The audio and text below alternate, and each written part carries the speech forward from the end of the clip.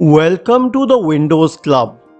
If you encounter the issue with limited Wi-Fi connection in Windows 10, then please go to this article on the Windows Club and scroll down to the section mentioned here which has these command lines.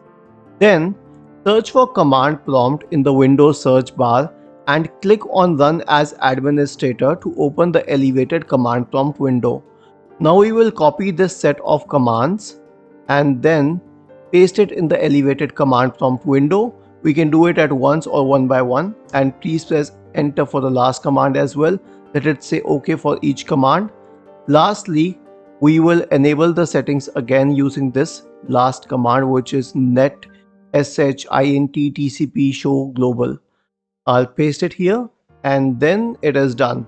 This problem should be resolved, but if it still persists, try restarting your computer after the solution, and if it doesn't resolve the problem even after that, then please go to this article again, scroll down to the comment section and write your query.